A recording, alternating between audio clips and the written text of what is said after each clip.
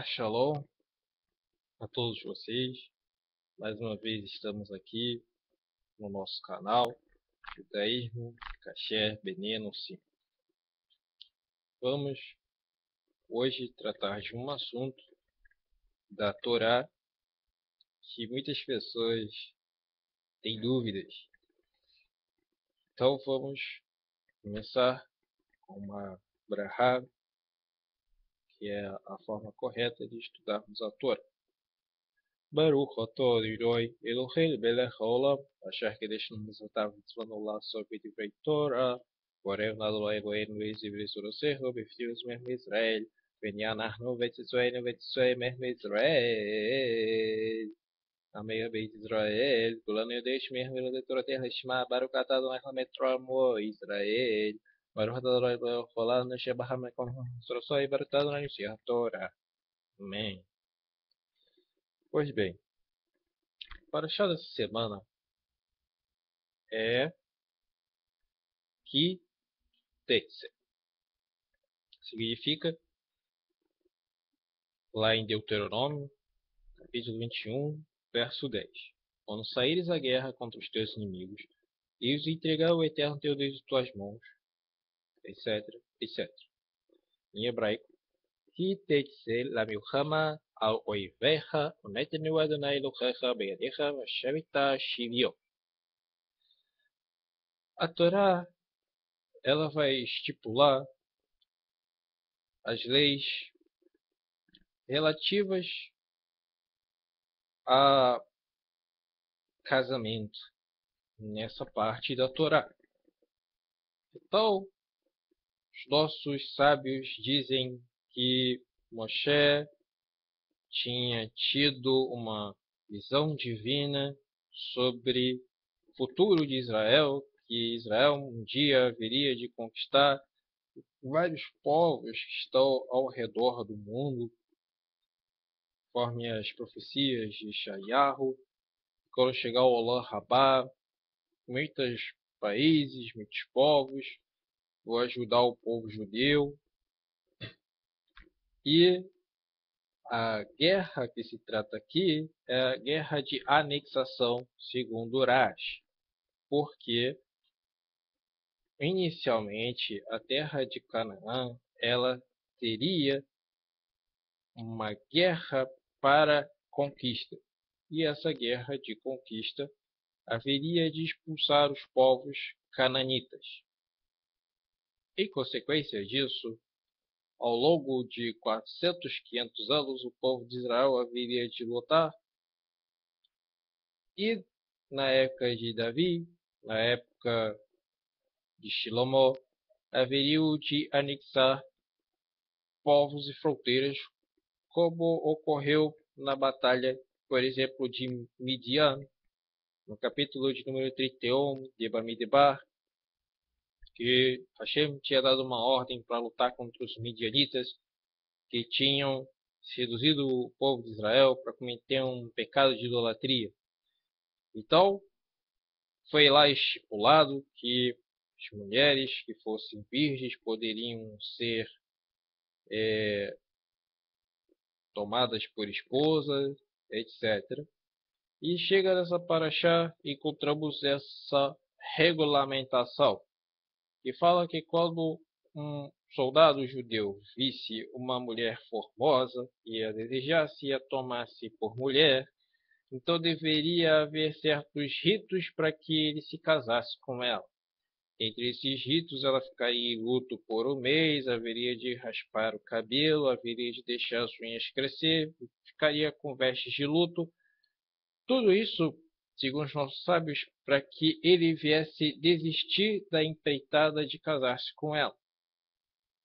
Então, em seguida, a Paraxá, ela continua o assunto falando sobre um filho primogênito que fosse de uma mulher aborrecida e de uma mulher amada, por exemplo. Sabemos que no passado não era proibido a poligamia, não vamos entrar nesse aspecto, mas aquilo que a Torá está ensinando é que provavelmente o judeu, se ele buscasse uma mulher dentre as nações, conforme está relatado nessa paraxá, certamente aquela mulher lhe daria muito desgosto, porque não teria sido educada como judia, não teria aprendido as mitzvot, e no judaísmo é muito importante a erudição espiritual, segundo o entendimento da Torá. Em outros países e outras nações, é muito comum se dizer que a mulher tem um nível espiritual mais elevado que o homem, por isso ela tem um entendimento supremo, superior que muitos homens. Isso, na realidade, segundo a Torá, é algo não condizente com a realidade. Tanto é que não existem rabinas no seio ortodoxo. O que existe são rabinos. Por quê? Muito simples. Quando analisamos a Torá, vemos que em hebraico o nome para varão é Zahor, Zaher.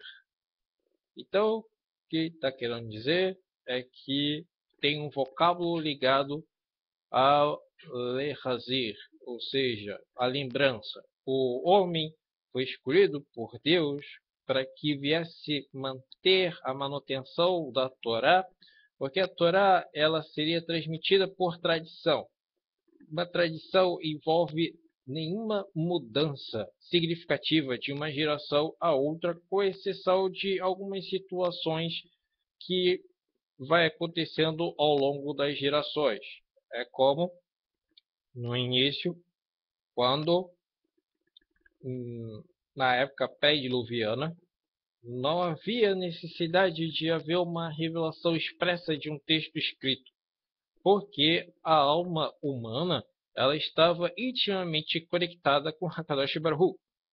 Então, os nossos sábios explicam que Hashem já tinha dado orientações às almas de forma específica, tal que elas nunca haveriam de praticar algo errado. Porém, quando houve a descida dos anjos caídos, Asa e Azael, houve a corrupção da humanidade influenciada por eles. Então levaram à transgressão de diversas situações prescritas na Torá. E foi necessário que Hashem revelasse no mínimo 7 leis, chamadas as 7 leis noéticas. Existe, segundo os nossos sábios, as seguintes leis noéticas escritas no Talmud, Tratado de Sanhedrin,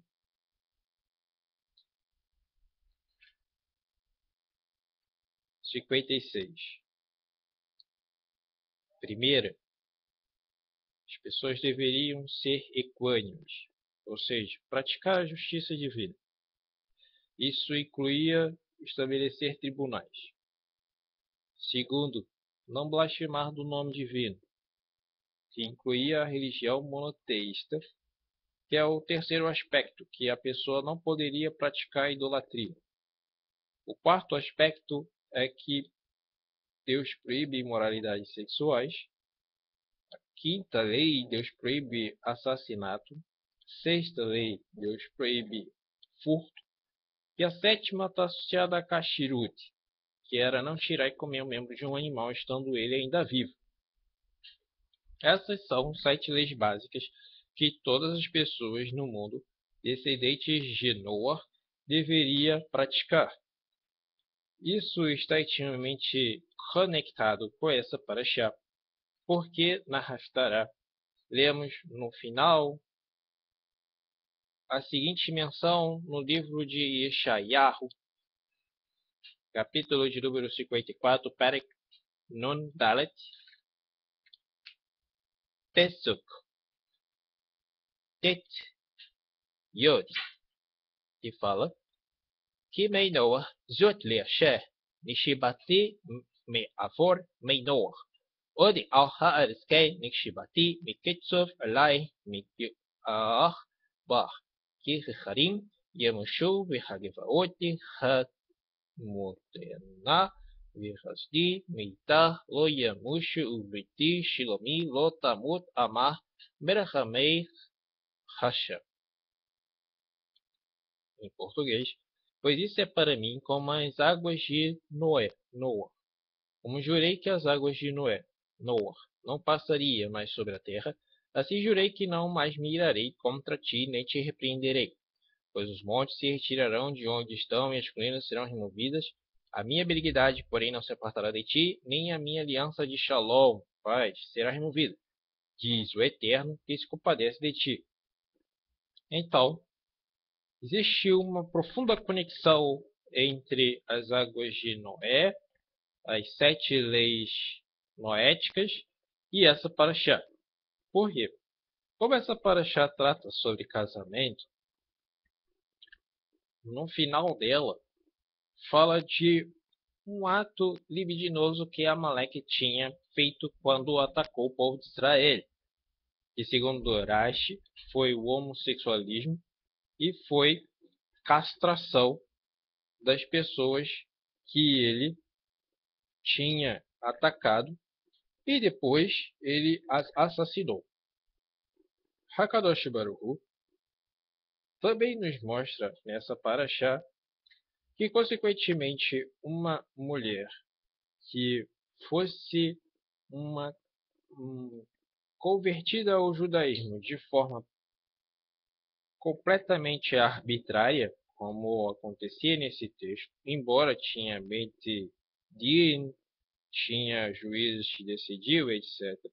Muitas vezes essas mulheres eram obrigadas a serem condicionadas à convivência com esse soldado, porque, de uma forma simples, havia uma guerra e se ela se negasse, poderia até ter a morte dela.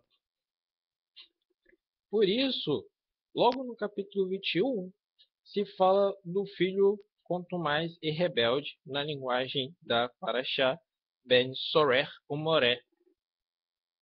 Então, é interessante que a Torá legisla claramente que tipos de casamento que são proibitivos poderiam levar ao nascimento de um menino que seria contra os ensinamentos da Torá e no final das contas deveria ser morto.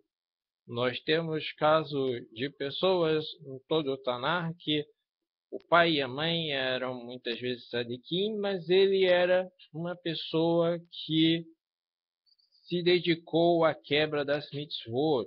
Então, às vezes foi até punido em algumas situações e outras teve sua techuvá ali garantida e a pessoa foi restaurada. Mas por isso também, no verso de número 22, falava de uma pena de morte que geralmente era aplicável depois do apedrejamento. Segundo Rashi, a pessoa era jogada de um penhasco de 5 a 8 metros de altura. Quando era lançada lá dessa altura, ao cair no chão, geralmente fraturava um dos ossos. A pessoa haveria de ser apedrejada, não com pedras muito pequenas, eram um pouco maiores que um paralelepípedo, que existem em algumas ruas do Brasil.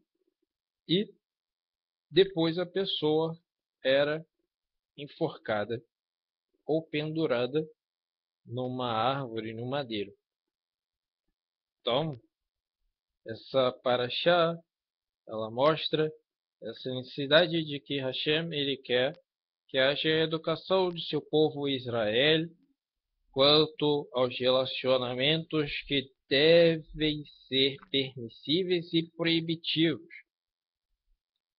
Nessa mesma ocasião, Kadosh Baruch Hu mostra que no verso do capítulo 23, verso 1, Deus começa a legislar sobre como Certas pessoas poderiam fazer conversão, outras não.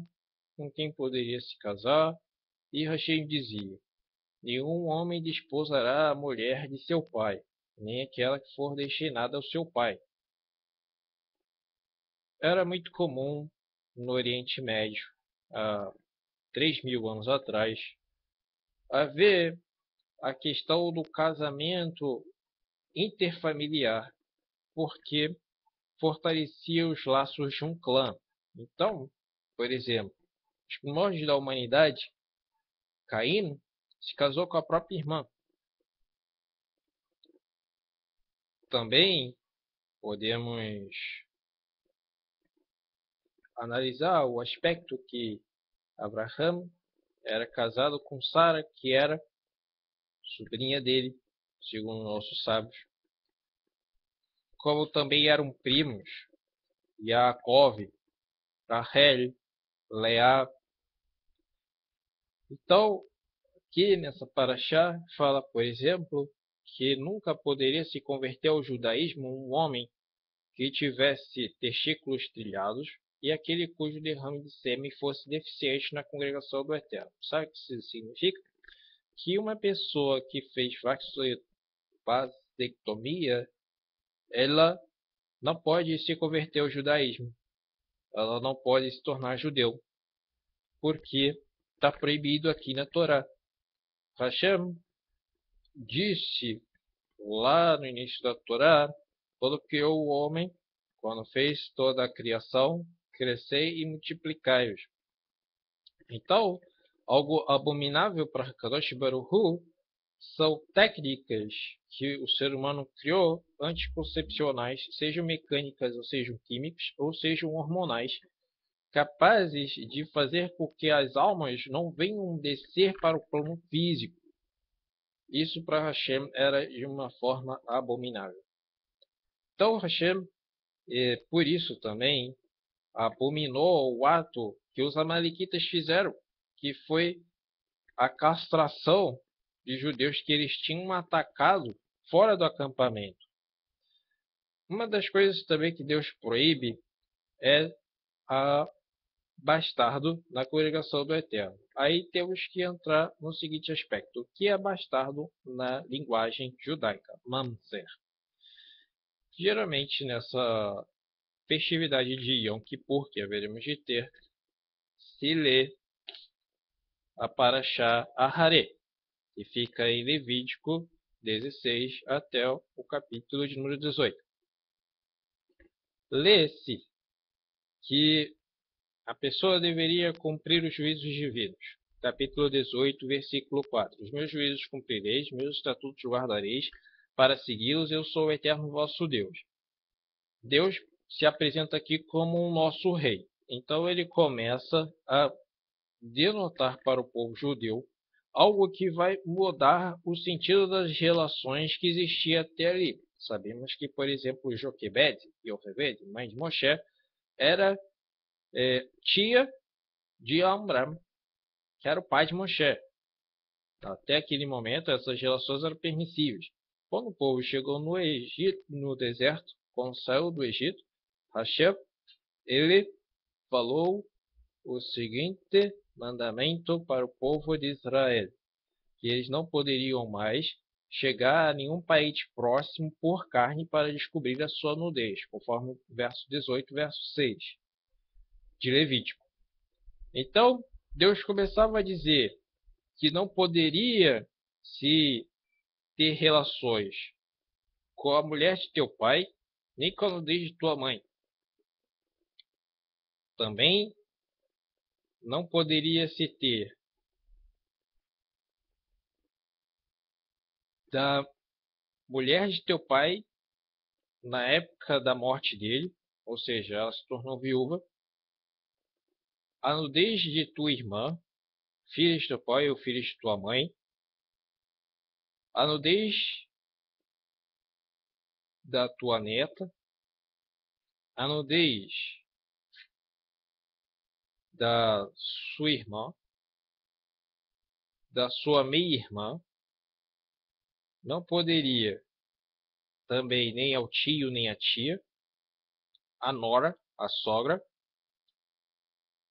e dentre esses aspectos da proibição também de manter relações na época que a mulher está em Nidá, que é a época, o período onde ela está impura pelo seu sangue menstrual.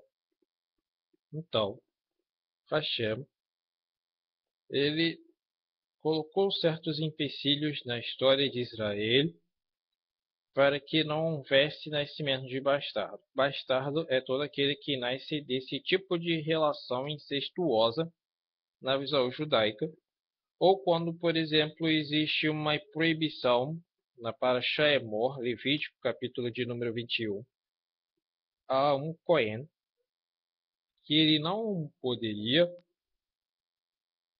casar-se com uma mulher que já foi de um casamento mal resolvido, como em Deuteronômio, capítulo de número 24, que nos apresenta a carta de divórcio. Originalmente, os nossos sábios explicam que não era para haver divórcio algum. Porém, o divórcio acabou sendo estabelecido por causa de dificuldades existentes nas relações humanas e poderia ser conduzido até a tragédia. Então, por exemplo, sabemos que se um homem ou uma mulher, Deus nos livre, desejar intensamente se casar com outra pessoa, cometer um adultério, qual era a pena dessa pessoa? Era a morte. Então, geralmente, havia um costume muito perverso de se assassinar um dos cônjuges, para que, através da viuvez, se tornasse possível essa nova relação estabelecer-se na vida da pessoa. Tal como era um caso de vida ou morte, que seria levado a esse extremo, Hashem estabelece a carta de divórcio. Porém, como estávamos explicando sobre os filhos mamzer, espúrios, os filhos bastardos, havia duas possibilidades para que uma pessoa viesse manter relações entre ele e alguém da sua família, que era o tio e sobrinho, primos, e um caso especial que a Torá demonstra, que é o caso de Yabam, que é a lei de Levirato. Quando um dos irmãos morriam, conforme está escrito em Devarim, Deuteronômio, verso 5 até verso de número 10, quando um dos irmãos morriam, o que acontecia? Aquela mulher, ela tinha que ser desposada pelo um dos irmãos, que poderia ser o mais velho, daquele esposo falecido, que tinha uma responsabilidade de gerar um filho, que receberia o nome do pai e seria considerado, por todos os efeitos, continuador da genética daquele falecido. Havia toda uma regra que dependia do momento da circunstância, como podemos ver aqui no livro de Ruth, por exemplo. Ruth, ela também acaba vivenciando essa situação escrita de Abam, assim como Tamar. Recapitulando a história de Tamar. Tamar, ela tinha se casado com o primeiro filho de Yehudá, de Judá. Esse primeiro filho de Judá não queria que ela engravidasse porque ela era muito bonita. Ele era mau diante dos olhos de Deus por causa disso, por derramar sêmen fora, e acabou sendo morto pela providência divina. Segundo, Onan sabia que o filho não ia ser considerado dele, então ele também não quis engravidar ela e ela morreu. Sobrou Shelah. Shelah ainda era prematuro para um tipo de casamento, e ainda era criança. E o que acabou acontecendo foi que Tamar, astuciosamente, planejou deitar-se com seu próprio sogro, Judá. Mas, como dizemos, no passado, antes da lei mosaica ter sido escrita, não havia uma proibição existente entre o relacionamento entre parentes muito próximos. Então, para completarmos esse sentido e entendermos o que está escrito no livro de Ruth, vamos ler uma parte que fala justamente sobre isso, de quando Boaz, que era um juiz naquele tempo, foi até o portão da cidade, conforme Ruth, capítulo 4, e eis que por lá passava o parente mais próximo que ele, da qual ele tinha chamado diante da porta, que era onde naquele tempo funcionavam os tribunais. Então ele juntou um minion, um grupo de 10 homens, e apresentou a causa de forma didática. Ele começou a dizer que Noemi tinha voltado e que estava vendendo sua parte no campo, e ele estava dando conhecimento disso, mas também quando ele redimisse o campo, deveria se casar com Ruth. Ele tinha, no início, esse parente próximo dito, com certeza, posso comprar o campo. Mas quando citou que ele deveria se casar com Ruth, ele falou, isso eu não posso, porque senão vai dar um problema familiar. Nas antigas leis do Oriente Médio, não era tão simples um homem associar uma segunda esposa, uma terceira esposa. Precisava do consentimento das demais esposas e precisava também do nível de renda que essa pessoa pudesse apresentar. Porque não é como hoje em dia, aqui no Ocidente, que um casal dorme na mesma cama, dorme numa mesma casa, no mesmo quarto. No Oriente Médio não era assim. No Oriente Médio, nas cidades já construídas com casas, o esposo morava numa parte do terreno separada de onde a esposa vivia, e quando um dos filhos já estavam também grandes, se separava. Então haviam verdadeiras vilas na nossa concepção atual de entendimento e aprendizagem, onde cada um vivia apartado um do outro. Então não era comum um casal dormir numa mesma cama junto. O que era muito comum era, quando uma das mulheres desejava ter as relações, ela convidava o homem para parte da sua tenda ou da sua casa ou do seu quarto, e ali na cama da mulher era onde realizados os atos sexuais, propriamente dito. Nunca era na própria cama do homem. Tanto que o Zohar, ele fala nessa forma ilustrativa que se a esposa de um rei preparasse uma cama de pedras e o rei tivesse uma cama banhada a ouro, não era para ele se deitar em sua própria cama de ouro para ter as relações com a sua concubina.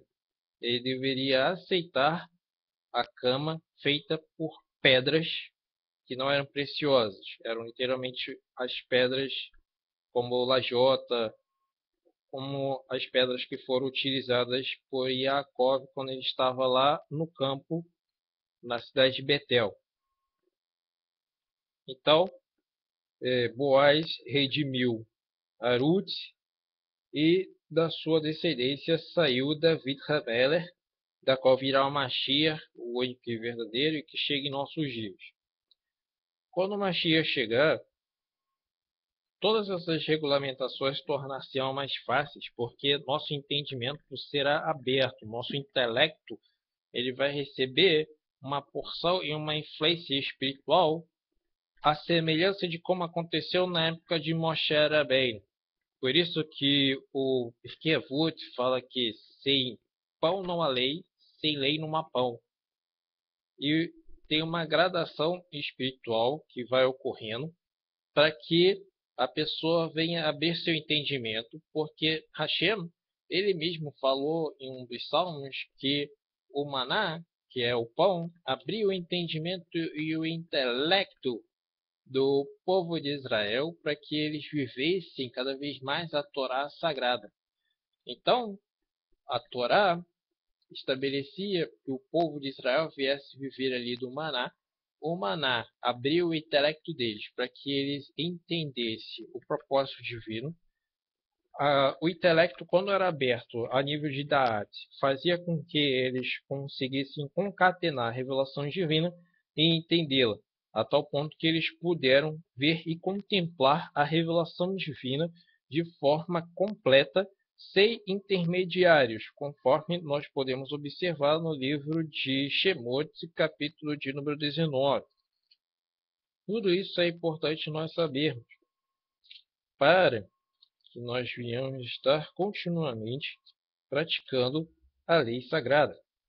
Porque, conforme podemos ver aqui em Pirkei Avot, quem tem o Sidur completo, página 430, e sabe ler em hebraico, podemos ler no Pesuk Kaf Aleph o seguinte: Rabbi Elazar ben Azariah Omer, I en Torah in der Eretz, I en der Eretz en Torah, I en Horma en Icha, I en Horma, I en Daat, I en Binah, I en Binah en Daat, I en Kemah en Torah, I en Torah en Kemah. O que isso significa? Vamos começar um estudo de trás para frente do verso para entendermos. Rachei deu maná, porque através do maná eles entenderiam e receberiam a Torá. Por isso que foi estabelecido as leis do Shabat, pelo próprio maná, que haveria de vir em dobro na sexta-feira, e no Shabat não haveria de cair no acampamento. Alguns, como Datan e Abiram, foram procurar, descumprindo a regra de Kadosh Baruch Hu. Então, quando foi estabelecido o maná, foi consequentemente estabelecidas as 39 leis de Shabat, que a palavra Tal, orvalho, é equivalente a lame de Tet 39, de trás para frente, e achei por isso, diz-se, através desse tratado no Talmud, que através desse maná, o povo de Israel abriria o seu Da'at. Da'at é explicado de uma forma bem simples: capacidade de colocar em prática as mitzvot. Conhecimento no judaísmo é isso. Quando você coloca em prática uma mitzvah, você está num relacionamento altamente elevado com o seu Criador. A semelhança de quando uma criança faz a Brit Milá. Quando alguém faz a Teshuvah, a conversão, o judaísmo faz a circuncisão. Então, a pessoa se conectará e emendará sua alma ao aspecto da emanação do Criador, e a Shekhinah, a presença divina, passa a habitar sobre ele. Então, esse é o aspecto de conhecimento. Conhecimento não é o seguinte: eu conheço muito texto, muito livro, conheço muitos rabinos, eu conheço muitas pessoas, e aí eu posso interagir com elas, posso aqui trazer vários pormenores das escrituras. Isso não é conhecimento. Conhecimento, na verdade, é o quê? Por isso que a gente vai aprender que leva a Binah. O conhecimento é essa prática de mitzvah, que vai te dar a razão interior de uma halahá, por exemplo. Por isso está escrito lá, na Sev Nishma. Está escrito que quando o povo de Israel recebeu os 10 mandamentos, eles disseram: faremos e ouviremos. Então Hashem, segundo o Midrash, se espantou e falou: quem revelou o segredo dos anjos aos meus filhos? Então Hashem ficou muito feliz com eles. Por quê? Porque se você não pratica algo, não tem como você entender. Tanto que essa é a linha de muitos cientistas atuais que querem dizer que o ser humano veio de um processo evolucionista, da qual, através do materialismo histórico, manipulando ferramentas, o cérebro dele começou a se desenvolver, etc, etc, etc. O que podemos dizer que é uma coisa que para nós não tem sentido absoluto e nem aparente, porque a Torá fala que Deus nos criou a sua imagem e semelhança. A pessoa pode acreditar no que quiser, mas eu prefiro acreditar naquilo que a Torá nos fala. Então, a pessoa, através de cumprir a mitzvah, por exemplo, eu começo a colocar o tefilim. Eu vou entender o significado mais profundo do tefilim quando eu tiver um estudo suficientemente capaz de me trazer várias abordagens espirituais, mas muitas vezes aquele judeu, aquele yudi que coloca o tefilim para rezar, ele vai ter uma conexão com o Hakadosh Baruch Hu inexplicável. Então os rabinos só procuram trazer o significado que, segundo Rambam, é equivalente a o que podemos chamar de um sabor da comida. As razões das mitzvot equivalem a um sabor que a gente coloca em especial um ingrediente para temperar aquela comida. Mas os sábios dizem que ninguém precisa viver de chocolate, de sorvete ou de doces. A gente tem que ter uma dieta balanceada. E segundo o livro de Daniel, os grãos é o que sustenta o ser humano. Carne, por exemplo, na época do templo sagrado, só era consumida quando uma pessoa ou ia agradecer a Hashem, então fazia um sacrifício chamado Todá, ou um sacrifício para perdão. Carne não era algo consumida todo dia. Era algo relacionado ao sacrifício. Era muito comum o consumo dos vegetais e das frutas. Por isso que a gente lê lá no início do livro de Daniel, embora uma das explicações era que a carne não era caché, etc, etc, mas acaba mostrando aqui qual é o padrão que o nosso próprio corpo tem. Porque se fosse assim, por que Deus teria colocado o Adão lá no jardim do Éden e dito: você pode comer de toda a árvore do jardim, só não pode comer da árvore do conhecimento do bem e do mal? Isso significa que era para ele matar os animais também? Não, os animais só começaram a ser alimentação para o ser humano e mesmo assim restrita ao próprio abate ritual de um sacrifício depois de Noé. Por isso que lá em Daniel, vamos ler o seguinte: Daniel, capítulo 1, versículo 8. Daniel decidiu intimamente que não se contaminaria nem por comida, nem por vinho, e pediu para que o chefe dos cozinheiros não o obrigasse a ingerir tais alimentos. Então ele falou: faça uma comparação entre nós e esses homens. Dê-nos somente vegetais e depois compare o nosso porte com eles, conforme diz o verso 12. Faz uma prova com teus servos, eu te peço, durante 10 dias, dando-nos por alimento bebida somente legumes e água. Foi isso que aconteceu. Isso também está associado ao Aserei e Yamim Teshuvah. Há uma época que está chegando entre Rosh Hashanah e Yom Kippur. Por isso houve essa expectativa de 10 dias. Além disso, como Baal Teshuvah, como Daniel e aqueles homens daquele tempo tinham que fazer uma retificação muito forte por aquilo que tinha acontecido do Galut, do exílio na sua geração, eles estavam preparados a fazer esse tipo de tikkun na vida deles. Tanto que Rabi Yitzhak Luria, chamado de Ari HaKodesh, Os nossos sábios explicam que uma das características que ele também fazia, que ele tinha, era também não comer muita carne durante os dias da semana.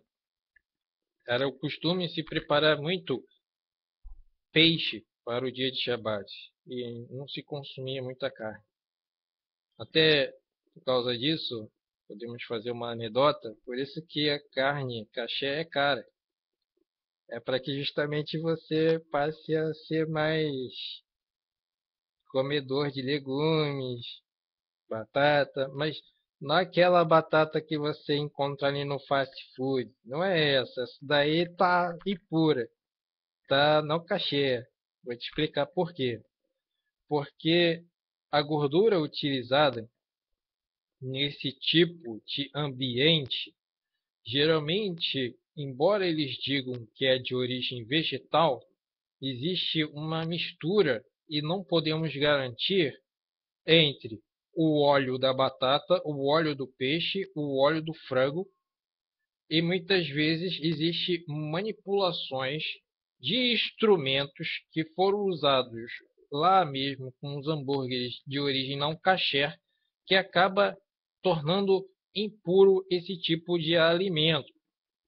Além disso, é bom colocar cerca, conforme está escrito aqui no livro de Devarim, sobre um homem construiu uma casa nova. Coloque um parapeito para que ninguém caia dela e venha se dizer que foi culpado de morte.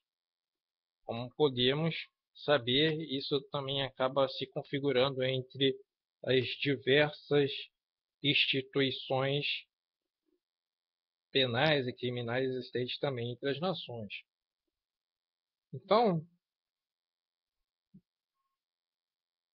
Shem e nos mostra, através desses estudos, desses ensinamentos, como uma pessoa deveria escolher a pessoa certa para a vida dele. Aí veio a pergunta: como eu vou escolher a pessoa certa? Como eu vou saber? Existe bola de cristal? Existe algum processo? Eu posso calcular por Masal? Eu posso fazer um mapa astrológico e começar a codificar através da data de nascimento as pessoas mais perto de mim e saber se eu posso me relacionar com essa, se eu posso me relacionar com aquela, ou se é aquela outra pessoa? Calma, a gente vai entender alguns aspectos que vamos trazer de uma forma diferenciada no dia de hoje, que é o conhecimento sobre almas gêmeas, mas segundo o misticismo kasher, segundo a visão judaica, reta, retificada, e não segundo o costume das nações. O primeiro caso é o primeiro nível específico, santidade ao eterno. Segundo nível específico, Torá. Terceiro nível, um comprometimento real com você. Não adianta a pessoa falar assim: eu quero casar com você, mas eu sou fiel a, por exemplo, meu time de futebol. Então vai ser assim: quando o time de futebol ganhar, então você vai ter certeza de que naquele dia pode gerar um filho. Mas no dia que o time perder, então você tenha certeza que naquele dia você não poderá, de hipótese nenhuma, nem sonhar em tocar na sua esposa ou no seu esposo. Isso é só um exemplo. Vamos usar outros, mas é o mais fácil. Bem, existe um livro chamado Anatomia da Alma. Ele é muito bom. Aqui podemos ver a capa do livro, Anatomia da Alma. Então, muitos já devem ter adquirido na editora Safe, ele é muito bom. Então, fazer uma propaganda dele, ele apresenta os aspectos do nível da Sefirah com os órgãos existentes no corpo humano e aborda diversas linguagens do mundo da Kabbalah para nós. Então, o aspecto que nós vamos hoje trazer será de Yesod em Malhut. No nível sefirótico, os nossos mestres, os nossos sábios nos ensinam que poderíamos comparar a seguinte: Keter, que é a mais alta sefirá, está associada a um avô. Depois, Hormá, a um pai. Biná, a mãe. E um complexo de sefirotes agregadas, que são de número 6, se torna uma, representam um menino em desenvolvimento para se casar com uma menina representada por Malhut. Então temos o nível de Keter, Hormá, Binah, Tiferet, Malhut. Tiferet também é chamado Zeir Anpin, a face curta. E Keter é chamado também de Arir Anpin, a face alongada, porque quando você olha para um ancião, as extremidades do nariz, das orelhas estão alongadas. Então isso era associado à sabedoria nos costumes orientais. Já face curta era alguém novo, alguém jovem. Então, iremos ler o seguinte: Zeir Anpin corresponde a 6 sefirot: Chesed, Gevurah, Tiferet, Netzar, Hod e Yesod. De forma mais precisa, toda a energia vinda de Chesed e Gevurah e das sefirot que aí se seguem, contida em Zeir Anpin, vão para Yesod. Yesod é comparado a um funil associado à ideia da uretra, por exemplo, que é um funil por onde passa a semente masculina para que o óvulo da mulher seja fecundado. O Zohar compara isso também a um iud e a um shofar. Então, o nome que se dá a essa abundância que chegará a Malhut se chama Shefa. Existe até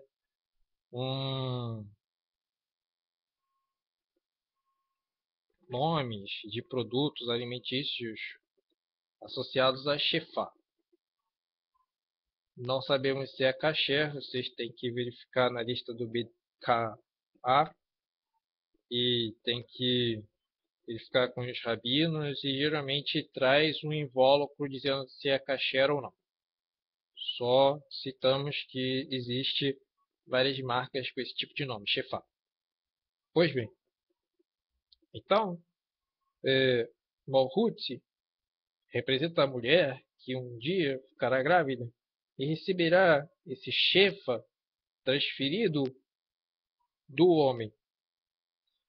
Porém, os nossos sábios explicam a questão, por exemplo, do Shabat está associada a Malhut, que é um dia onde a gente recebe todas as percepções e os produtos daquilo que produzimos durante a semana, nos 6 dias anteriores. Os nossos sábios também dizem que Zeir Anpin e Malhut a princípio não são iguais, e são descritos como filho e filha. Zeir Anpin é a irmã mais velha, Malhut é a irmã mais nova. Por que esse tipo de descrição? Porque lá no início da humanidade, aí daí vem o nome alma gêmea. Caim, por exemplo, nasceu junto com uma irmã gêmea. E depois nossos sábios falam que um dos motivos que levou Caim a lutar contra Abel foi essa irmã que gostava de Abel. Como ele matou Abel e a procriação,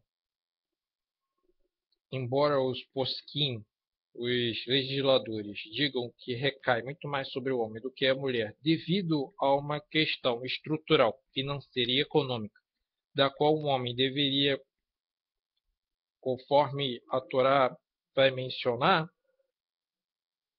estabelecer um trabalho, uma casa e depois se casar.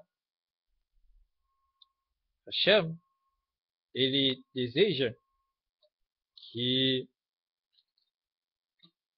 assim um judeu responsável venha estabelecer sua família.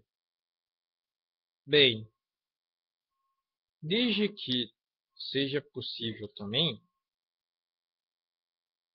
a própria Torá e o Zohar vai analisar isso mais profundamente em umas passagens daqui da nossa Parashá Kitetsê, que vão mostrar, por exemplo, o termo Naará, que significava jovem, mulher, mas sem o rei.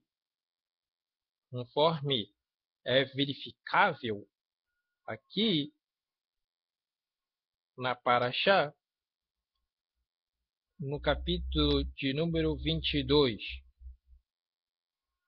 onde várias vezes aparece o termo Naará, somente com um patar embaixo, como no versículo de número 27, 22 e 27. Ki vasade metzaat saakar hanara. Porque foi encontrada a mulher virgem que não foi desposada lá no campo. Então, a mulher que não era desposada, segundo os nossos sábios, elas não tinham a complementariedade da letra rei que implicava a união entre os opostos. Porque Havá, as mulheres, elas só cumprem seu propósito depois de terem gerado filhos. Por isso que também tinha sido legislada a lei do divórcio. Porque Sará resolveu dar uma concubina para Abraão. Quando lá diz, depois de 10 anos que eles viveram na terra de Canaã, existia uma lei, na época no Oriente Médio, e existem livros de antologia judaica que contam que isso se arrastou ao longo da Idade Média. Quando uma mulher não dava um filho, depois do 10º ano, ou seja, no 11º ano, era obrigatório ser dada carta de divórcio e o homem deveria se casar com outra mulher. Com o tempo, esse tipo de mentalidade acabou sendo esquecida e hoje em dia não é mais praticável, assim como também não é mais praticável quando um homem é casado ser a lei do levirato, ser um remidor para a irmã do falecido irmão, segundo a lei que nós lemos no capítulo de número 25. Então, segundo a visão dos nossos sábios, isso se remete a uma visão da antiguidade, onde geralmente um homem nascia com uma mulher, daí surgiu o termo alma gêmea. Segundo o Zohar, sai uma alma do céu e ela é dividida em dois aspectos, masculina e feminina. Só que, devido a explicações relacionadas a um nível físico para vocês entenderem, ao deslocamento espaço-tempo e de uma energia tornar-se em matéria, a semelhança da teoria da relatividade e da energia relativística, da qual o mais conhecido é que energia é igual a uma massa elevada ao quadrado vezes a aceleração de uma constante. Também acontece de haver certas discrepâncias temporais entre a alma de um homem e de uma mulher e o seu nascimento. Então, é muito comum que possa acontecer de uma mulher ser um pouco mais velha que o homem, ou o homem ser um pouco mais velho que a mulher, por causa do deslocamento espaço-tempo que as almas tiveram para sua fecundação e de outras complicações que existem como os méritos. entenda o seguinte: isso não é determinismo que estamos ensinando. A Torá, ela vai ensinar que existem 3 aspectos de você mudar seu Mazal. Que é Mazal? Mazal está correlacionada e interligada aos meses que existem no ano, e cada mês possui um Mazal e um aspecto como vocês devem ter conhecimento. Então, por exemplo, mas eu não quero estudar, por exemplo, porque que o mês de Pêssar, um mês de que geralmente cai a Páscoa, está associado ao, ao mês de Áries, por exemplo, ao signo de Áries. Tá bom. Eu vou explicar de uma forma que você vai entender todas essas correlações. Por que existem as estrelas que fazem esse tipo de desenho no céu? Por que existe um mês específico com determinada característica? Por que quando a pessoa nasce naquele mês acaba tendo uma influência maior daquele daquela característica, daquela porção na vida dele? É bem simples. Vamos explicar o seguinte. Assim como existem 12 meses no ano, existem 12 tribos de Israel. Cada uma das 12 tribos acabou sendo associada a um aspecto diferente desses meses. Então, por exemplo, estamos no mês de Elul. Aí você foi lá, buscou num site judaico, está escrito lá que representa a ação. Por que representa a ação? Porque o mês respectivo é Gad. Gad foi uma tribo que eles tinham que entrar na frente do povo para guerrear.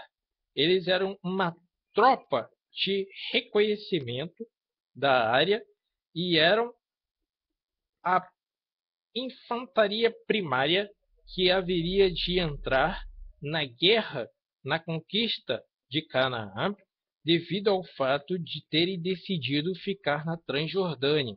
Eles só poderiam ter aquelas terras férteis que foram do povo emorita se eles chegassem à conclusão de que deveriam ali guerrear pelo povo de Israel conforme Moshe lhes orientou. Então eles fizeram um juramento e por isso está na Parashá Matot que eles fazem um juramento e o início da Parashá trata de um julgamento, de um juízo, de um juramento relativo aos homens, capitães e generais naquele tempo, quando prometiam uma coisa, tinha que cumprir.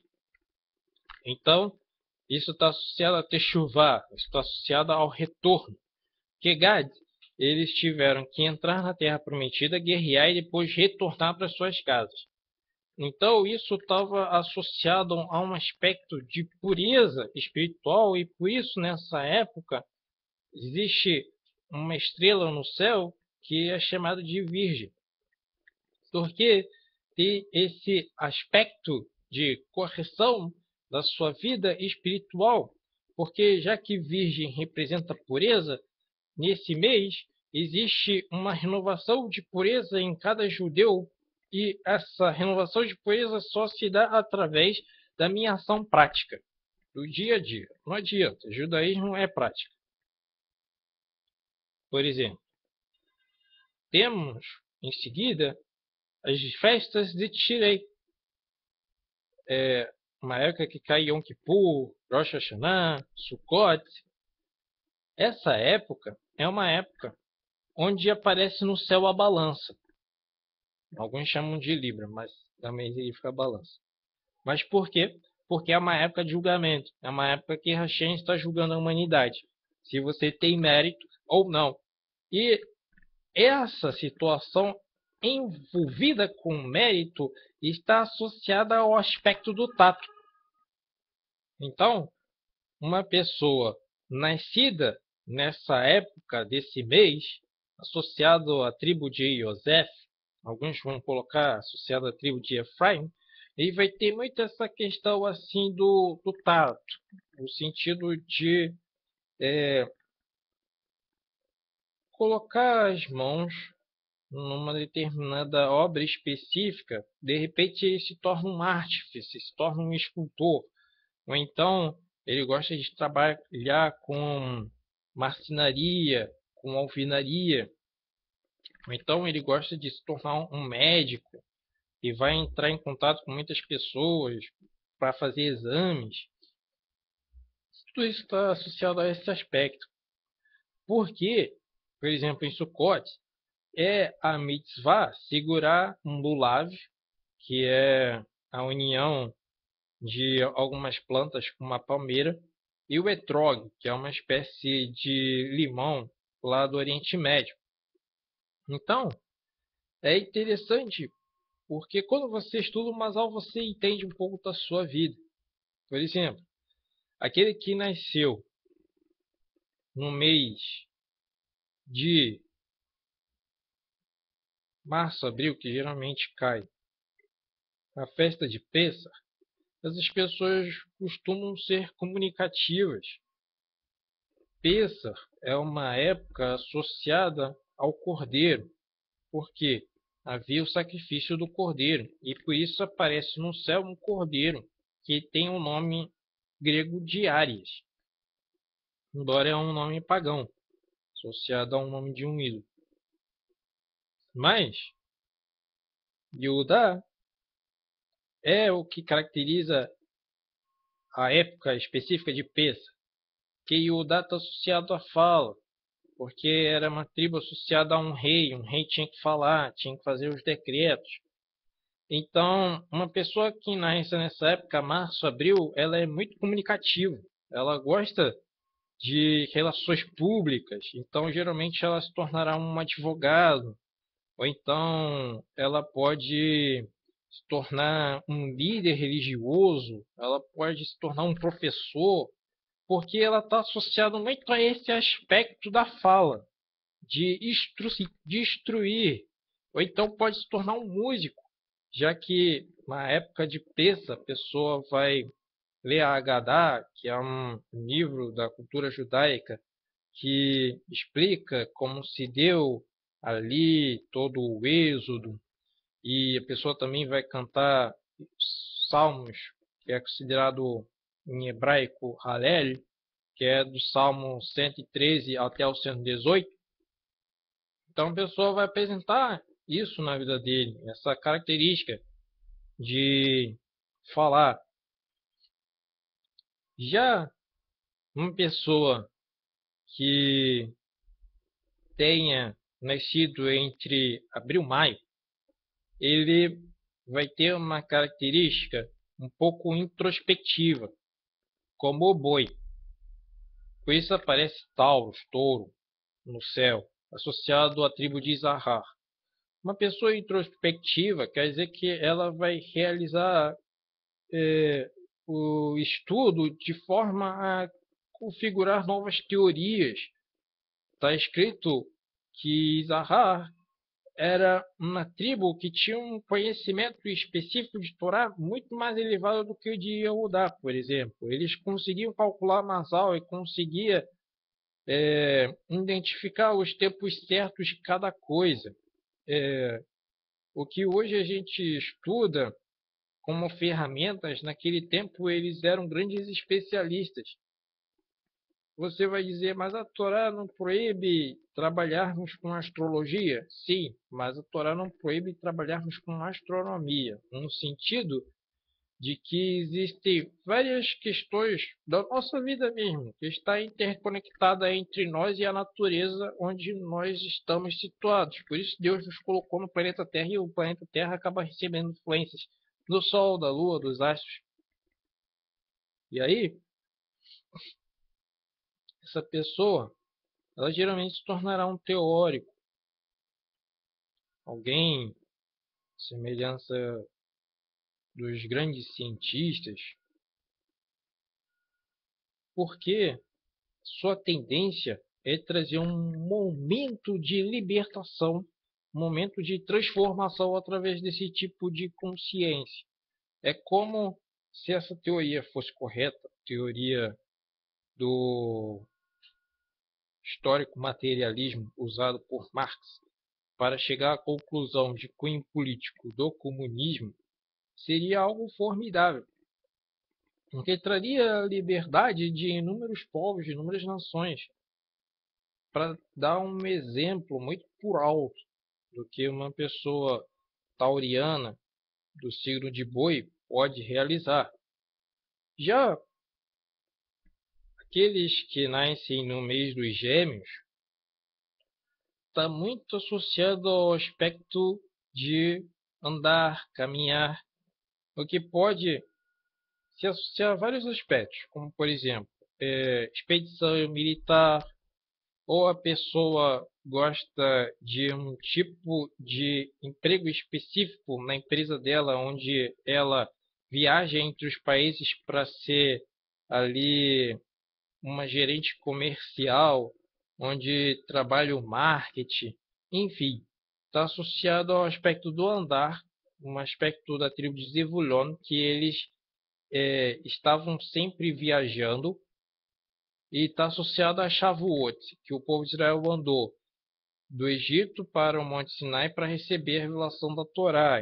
Então, esse andar representa que a pessoa pode receber essas coisas maravilhosas que podemos entender que só são possíveis de ser adquiridas através desse método, através dessa brahá de você, por exemplo, se levantar e batalhar para conquistar algo na sua vida. Já aqueles que são do signo do caranguejo, por exemplo, eles possuem uma característica muito visual e está associado a um trágico acontecimento que era do bezerro de ouro em Thamus. Então, as pessoas de Ruben, do signo de caranguejo, geralmente são mais familiares, porque o caranguejo ele sempre retorna para trás, porque imagine que a sua família veio ter te criado para que você viesse ir para frente, para o mundo, e essas pessoas sempre conseguem retornar para suas famílias como um bumerangue. Então as suas visões são geralmente para administrar as situações familiares.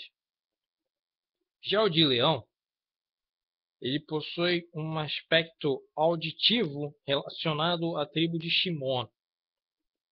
Eles são muito ativos e têm esse aspecto vinculado, por exemplo, que a pessoa pode se tornar um compositor, alguém especializado em áudio, por exemplo. Como já explicamos sobre Virgem, Balança, Escorpião é representado pela tribo de Levi.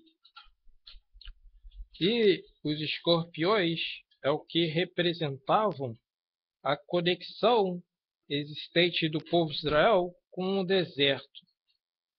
Os escorpiões, eles acabam representando um aspecto existente de uma espécie de sempre ter que buscar algo na sua vida. São pessoas que estão sempre buscando novidade, eles nunca ficam parados e eles sempre têm que estar se desenvolvendo e buscando por algo na vida, porque está associado à tribo também de Levi, e Levi era uma tribo que era responsável pela dinâmica de montar e desmontar o tabernáculo, esperar a hora certa de quando a nuvem saía.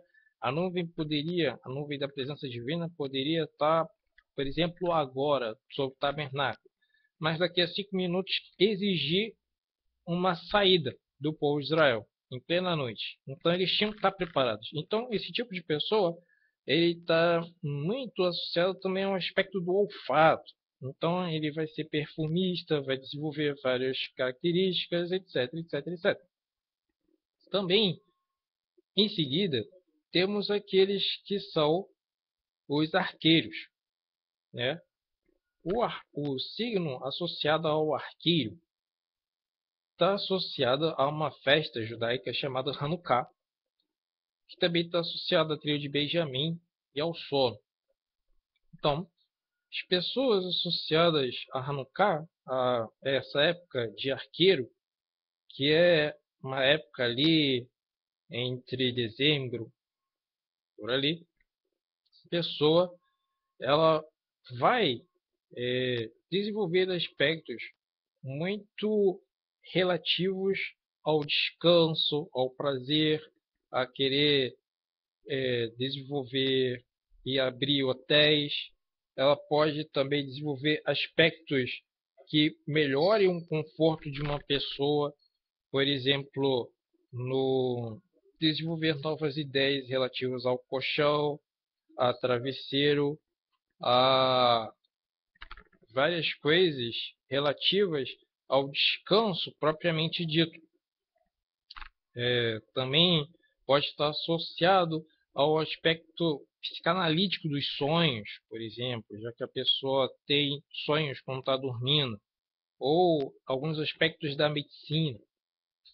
Então, depois do arqueiro, temos o cabrito, associado a cabra, Capricórnio. Capricórnio vem de cabra, cabrito, que são pessoas, geralmente, que utilizam de uma certa força para que certa situação seja transformada em algo benéfico. Então, pode entrar aí questões relacionadas aos militares, questões relacionadas a presidentes, questões relativas ao mundo da guerra.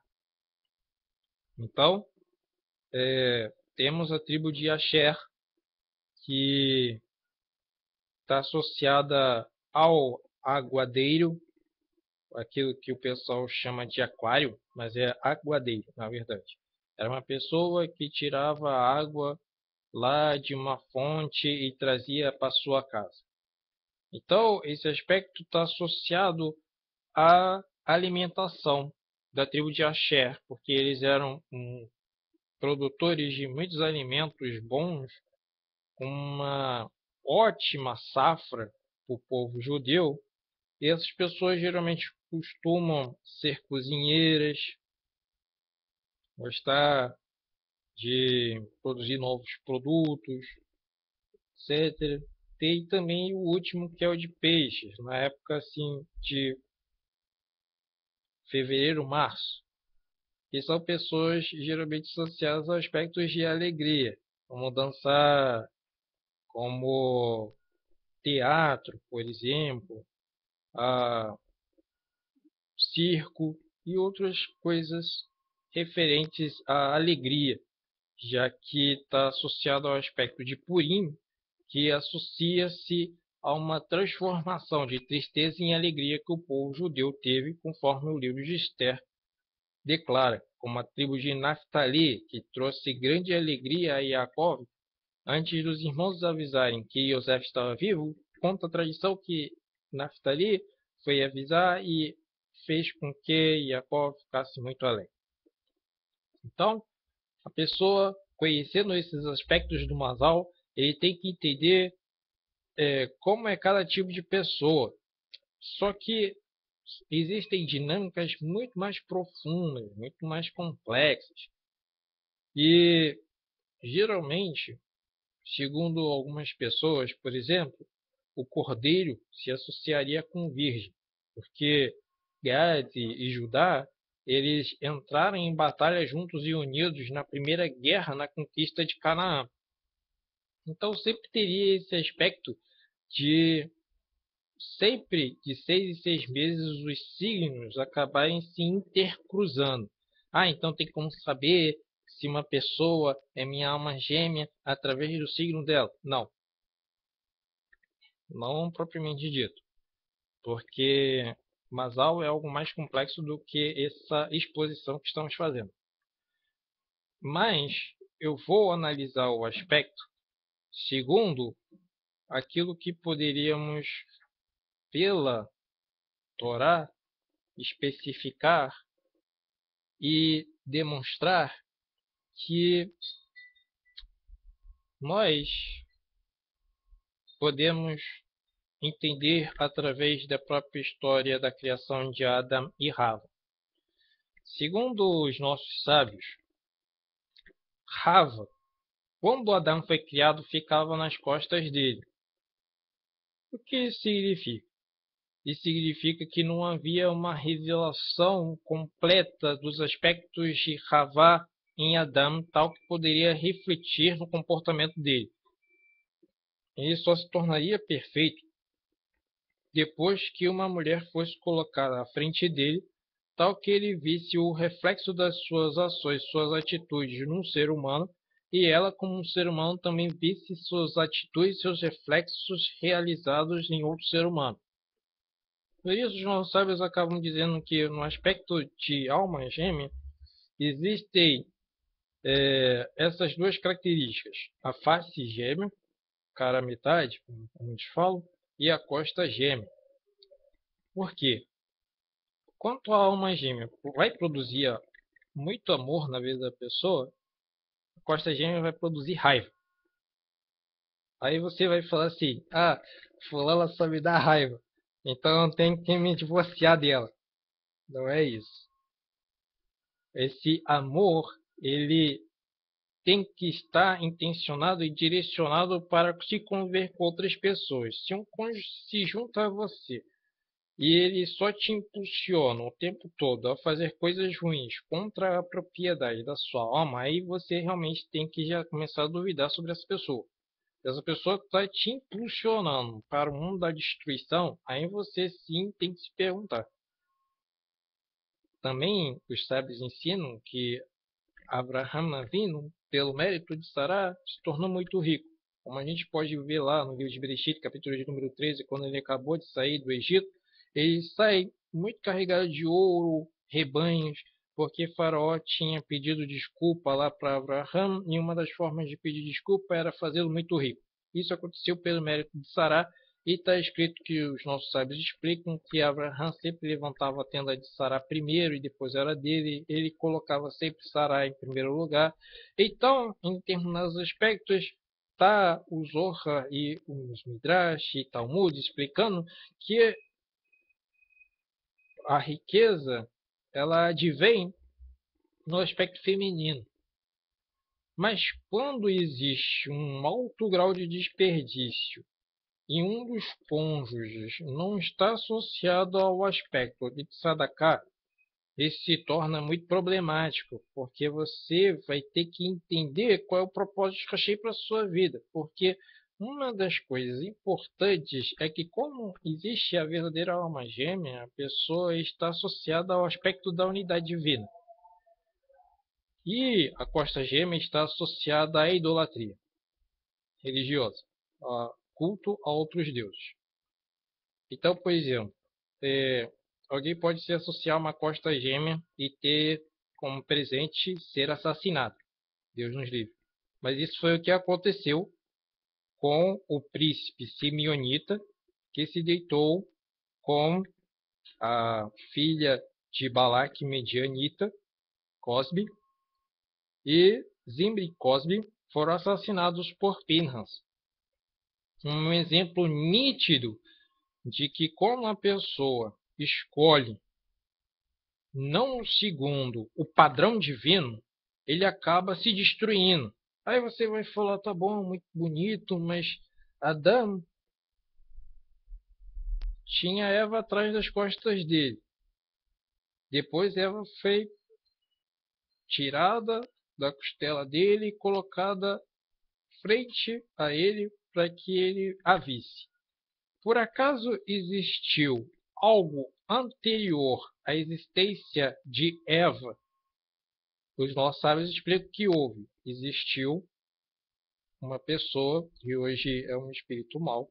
Vou falar só essa vez, Lilith. Aparece lá no livro de Jeremias, em algumas traduções como demônios da noite. E aí, fala que um dos espíritos que habitaria a Babilônia quando fosse destruída seria ela. Segundo Zohar, essa entidade está responsável por sufocar as crianças no seu nascimento. Então, alguns sábios explicam que no momento do nascimento de uma criança, o fluxo sanguíneo da perna passa a ser bloqueado e a mulher passa a sentir a parte associada às pernas dela dormente, com o propósito de que a criança venha ter um sufocamento e um estrangulamento através do cordão umbilical. Então, haviam várias práticas cabalísticas associadas à neutralização desse espírito, que também está associado ao mundo da prostituição, da lascívia e dos sonhos impuros que rapazes e moças podem ter. E os rapazes, muito cuidado com aquilo que se chama de ejaculação noturna, porque impurifica a alma.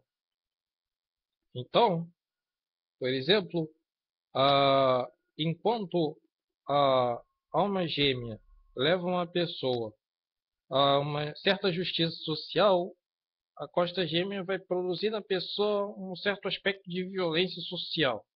Uma pessoa que vai reter a sua ajuda em relação aos outros. Então, enquanto a alma gêmea vai trazer para o judeu um aspecto de pureza, a costa gêmea vai trazer um aspecto de impureza. Como? Imagine aqueles casais que ficam frequentando ambientes da qual não podemos mencionar, mas que as pessoas costumam fazer comércio ilícito sexual. Esse tipo de fase na vida da pessoa se determina justamente pelo encontro dessas pessoas que acabam levando e enveredando a pessoa para um mundo de prazeres ilícitos até a morte.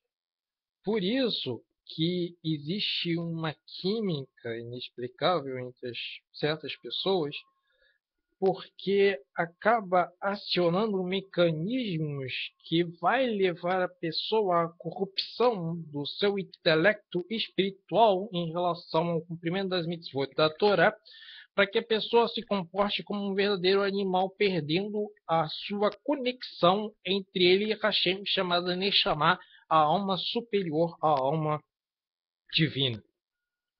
Então,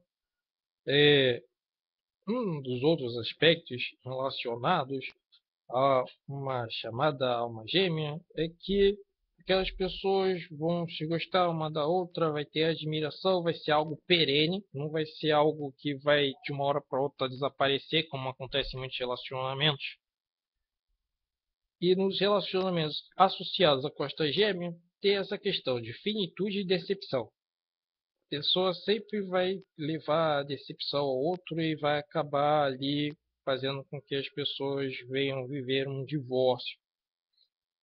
E por isso, a pessoa tem que entender esses diversos aspectos espirituais que vamos agora associar a primeira palavra da Torá, Bereshit.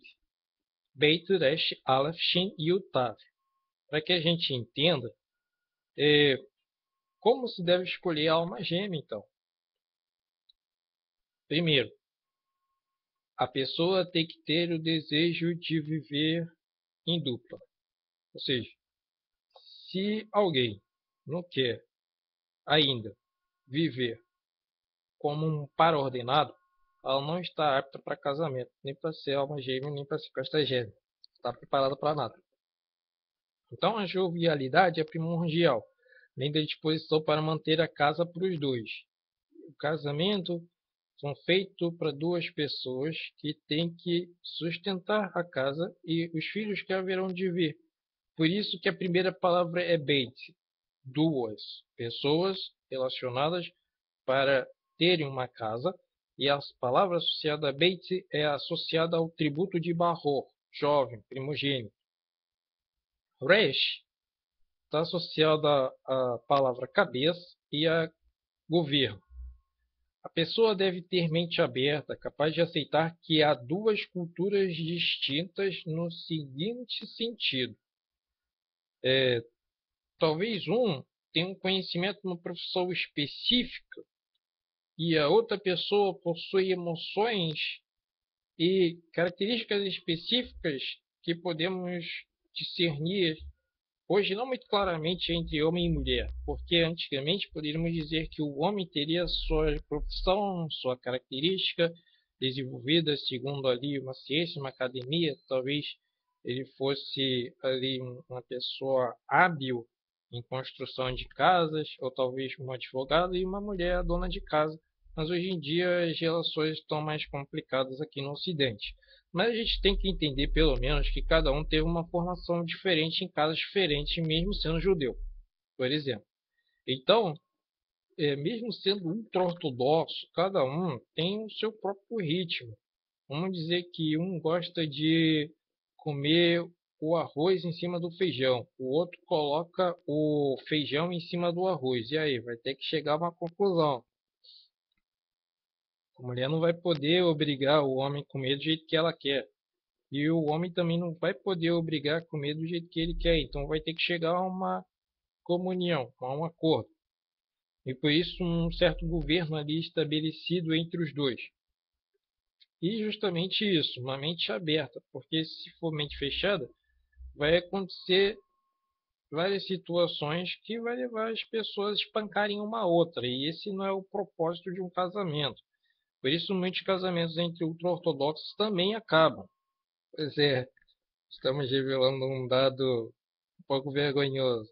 Entre os ultra-ortodoxos acaba muito casamento porque muitas vezes a mulher é muito geniosa. Existem histórias judaicas que, por exemplo, havia um rabino, Rabi Abba, que ele tinha um filho chamado Rabi Eliezer. A esposa do Rabi Abba, ela era muito geniosa.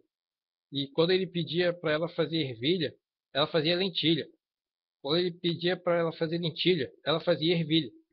E aí, quando o filho foi crescendo e ia correndo lá do trabalho do pai para casa para pedir para a mãe fazer uma comida específica, ele começou a entender que se ele falasse o contrário, a mãe iria fazer exatamente o que o pai queria. Então, o pai certa vez conversa com o filho e fala: "Tua mãe melhorou muito.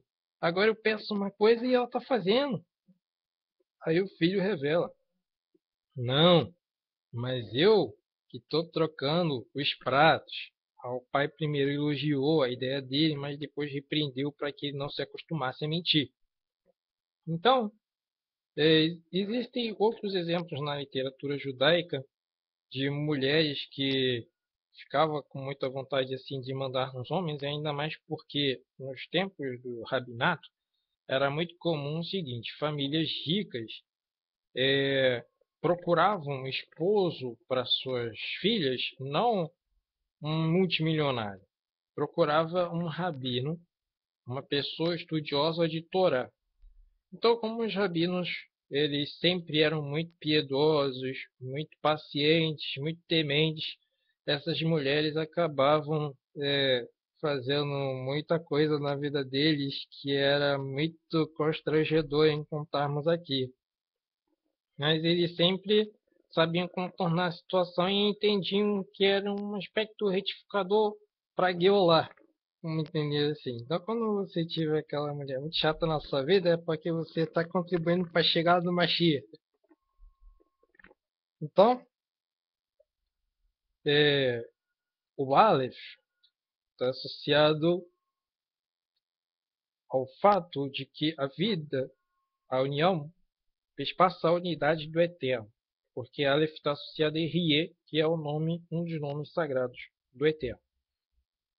Ambos devem tornar-se como Irmiarro e Rudá, numa exortação a Teshuvá sem mudança ao Galut. Ou seja, cada um dos dois, porque eu dei o exemplo de Irmiarro e Rudá. Irmiarro era o profeta daquele tempo e Rudá era a profetisa. Os dois não tinham relação nenhuma com a outra, porque Rudá foi bem no início do governo de Josias e ela era já uma sexagenária, e Irmiarro, no tempo, era uma criança.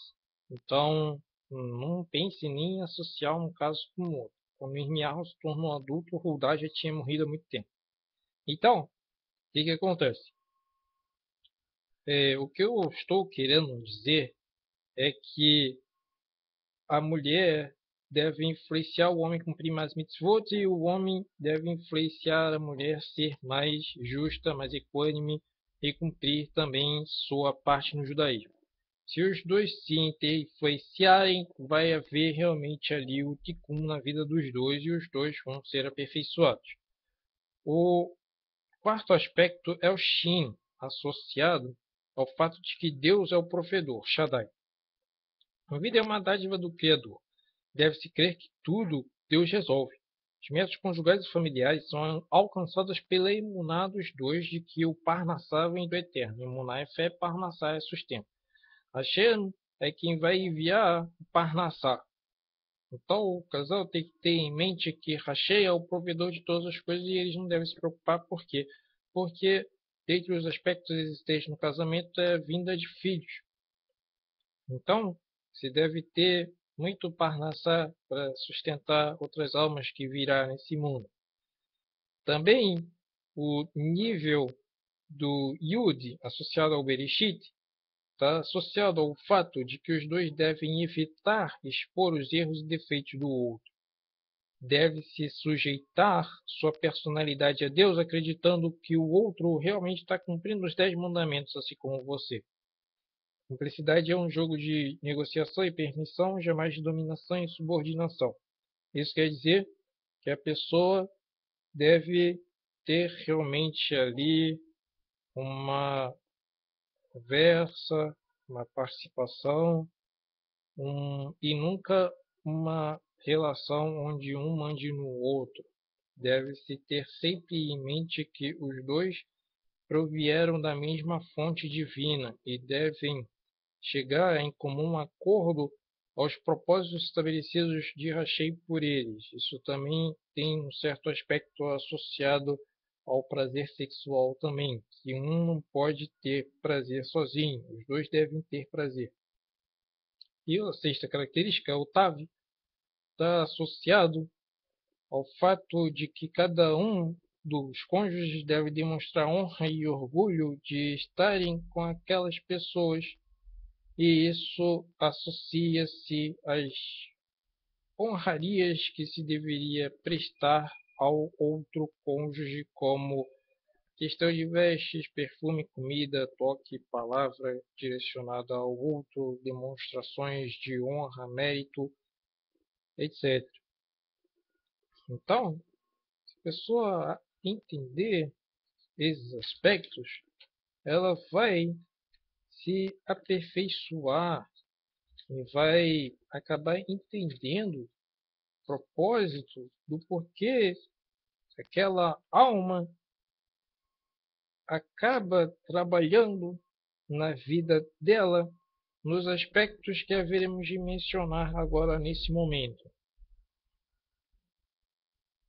Quando a alma gêmea é comprada pela pessoa, o que vai acontecer na vida dela? Bem, vai acontecer da pessoa sentir a shalom, a completude, a paz no aspecto de Israel. Ela vai ter mais emuná, vai ser como Moshe, vai ser uma pessoa voluntária, pronta a doar o que é necessário para fazer o aspecto divino como Abel, vai se autoanular como Isaac no serviço divino, vai alcançar uma plenitude de vida e vai levar vida a outras pessoas como Eliahu, vai ser uma pessoa correta como Josias, o rei Josias foi, vai conseguir trazer o aspecto de harmonia entre as pessoas, vai conseguir se tornar muitas vezes uma pessoa que conseguirá conciliar partes antagônicas entre as pessoas e as famílias, como foi Shmuel, vai trazer o aspecto revelado da Torá para as pessoas, como Yaakov, como Judá, vai trazer o aspecto da prosperidade, como Yosef, vai trazer o aspecto da saúde, como acontecia com o profeta Eliseu, vai acontecer da pessoa também trazer aspectos de libertação sobre a vida dos animais, como foi com a vida de Zorobabel, vai trazer os aspectos do perdão entre Deus e a humanidade, como Abraham Avinu, que Hashem ele estava desgostoso com a humanidade depois que Adão tinha caído. Então Hashem não queria mais se relacionar com a humanidade. Então quando Abraham ele entendeu que existia Deus, ele começou a querer agradar a Deus e começou a orar, começou a sacrificar até o momento que Deus se revelou para ele. E isso nós devemos nos esforçar. Também vai ter uma aproximação entre as pessoas vão gostar de conviver com você para cumprir Torá, para formar um mínimo uma sinagoga. Isso é muito importante a pessoa entender. A pessoa vai alcançar um mérito, vai ser recompensado com uma alegria, força e vai ter uma velhice muito sábia. Mas e uma pessoa que eu escolhi e que é errado para minha vida, o que vai dar? Primeiro, ela vai dar um aspecto de guerra e de vazio ao mesmo tempo. A pessoa nunca se sentirá completa. É como um aspecto de Amalek, tá para achar. Já o aspecto seguinte que desenvolverá na pessoa vai ser um medo que levará a pessoa a tomar iniciativas que impulsionem a uma religião pagã, como Jeroboão fez. Ele ficou com muito medo de perder o seu cargo de rei e ele resolve criar uma religião alternativa do judaísmo com 2 bezerros de ouro, com comemorações de outras épocas do ano, com sacerdotes que não eram levitas e formaram uma coisa totalmente bizarra. A pessoa também vai ter um pouco de ser esquivo de ajudar as pessoas. Vai ser como Caim, que Caim ofereceu qualquer coisa, o pior. Então, também a pessoa vai ter um aspecto totalmente levado a querer dar honra a si mesmo, alto coração como Nimrod fez. Outra coisa que a pessoa vai atingir vai ser, no final, diferente do que Eliarro atingiu. Eliarro, ele sobe para o céu. Korah desce para o Guerrinão. Então, a pessoa, no final, com o aspecto da alma errada que ele escolheu, a pessoa vai ter uma morte na vida dele. A pessoa vai ser completamente errada, como Manassés, que era um dos descendentes, um dos antecedentes de Josias, na verdade, que era o pai dele. E foi uma pessoa que cometeu as maiores barbaridades possíveis, matou os profetas, como Isaías. A pessoa vai querer trazer a questão de dispersar as pessoas, causando entre elas o ódio, como Balaão. Balaão ele influenciou midianitas e moabitas, seduzir o povo de Israel para que eles fossem destruídos. Vai associar a pessoa ao mundo das trevas, a totalmente apartar-se da Torá. Vai se ter uma pobreza, um mal-estar, uma prisão, uma destruição, uma perdição. Vai ficar sem mérito, vai ficar triste, vai ficar fraco e vai estar associado a um mundo de tolice. Então, tudo isso acaba acontecendo na vida da pessoa quando a pessoa escolhe um mérito errado.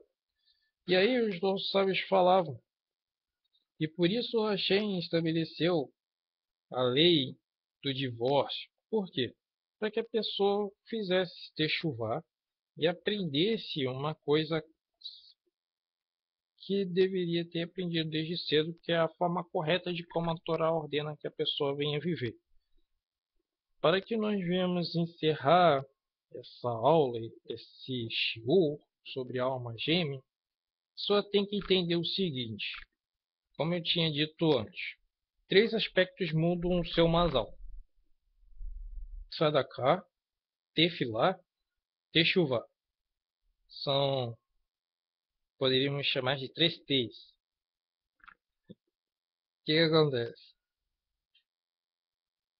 A gente tem a história de Leia na Torá. Segundo os nossos sábios, no dia que nasceu Esav e Yaakov,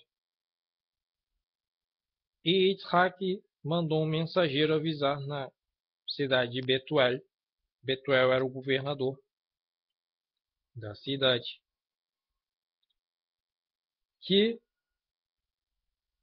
tinham duas filhas lhe nascido do primeiro casamento, relativos a Lavan, as duas filhas de Lavan. Naquele tempo, as questões familiares eram um pouco mais complexas, por exemplo. Então, os netos eram considerados também filhos. Então, as famílias eram um grande conglomerado complexo de pessoas que habitavam numa mesma região. Não havia a questão assim de núcleo familiar. Não era só pai, mãe, filho, enquanto estava pequeno. Era os patriarcas, as pessoas que estavam associadas a eles, os empregados, os escravos, os artesãos, aqueles que eram beneficiados de alguma forma, os filhos que já eram casados, mas viviam na propriedade dos pais. Então, o que acontece? Pela Torá, devemos entender que, como eu expliquei, quando Isaac foi avisar para Betuel o nascimento de seus dois filhos, foi com a intenção de fazer um pacto que existe também em alguns povos, como por exemplo, o povo de origem cigana. Tem essa característica também entre eles. Formar pares antes da época nupcial propriamente dita. Então, o primogênito se casaria com a primogênita, o filho mais novo com a filha mais nova. Leia deveria se casar com Esaú. Rachel com Yaakov. Foi passando-se os anos, quando Leia foi ficando próxima à idade nubente, perguntou qual tipo de homem era Esaú. Falaram que ele era um assassino, um ladrão e uma pessoa que costumava a fazer maldade com as pessoas. Então ela orou ao Eterno, chorou, inclusive acabou também tendo uma certa situação que se estabeleceu nos olhos dela, que fez com que ela tivesse um problema em relação aos olhos dela e à sua visão. Mas ela orou tanto e conseguiu transformar o destino dela, que era se tornar a esposa de Esaú, para se tornar a mãe de tribos importantes em Israel, como Levi, da qual sairia Moshe. Leia é matriarca de Moshe, não foi Rahel, a matriarca daquele que trouxe a Torá. Leia foi matriarca de Aharon, o sumo sacerdote. Leia foi matriarca de David Hamelech, ou seja, do próprio Mashiach. Rachel, por conseguinte, teve o seu próprio mérito, mas Leia atingiu um nível muito elevado espiritualmente, a ponto dos sacerdotes, Moshe, Aharon, dos reis, de David, de Mashiach vir dela. Então nada é realmente fixo a ponto de não ser transformado. A Teshuvá transforma a vida de uma pessoa. Os nossos sábios ensinam, para terminarmos, que uma pessoa muitas vezes pode ter vindo a esse mundo com uma certa alma gêmea, mas ele pode alcançar um nível espiritual tão elevado que ele transforma a condição dele para uma outra alma se associar à vida dele.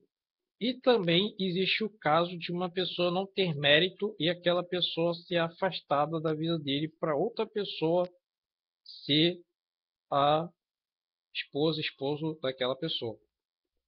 Então, venham ter emuná em Hashem, acreditando que o Beit HaMikdash um dia será reerguido e retificado, e que Mashiach, único e verdadeiro, estará se revelando ainda em nossos dias, e ver Jerusalém ser plenamente restaurada e retificada com a presença da Shekhinah divina, e todos nós venhamos ser abençoados para um ano que haverá de trazer muitas brachot e a revelação da Torá Sagrada ainda mais e mais nas nossas vidas, e que Hashem venha nos abençoar, conforme nós geralmente terminamos. Você Shalom, Bermal, conhecer, Shalom, Aleinu, qual será vir o Amém, e todos venhamos ser abençoados. Baruch Hashem, Amém, Miru, Amém.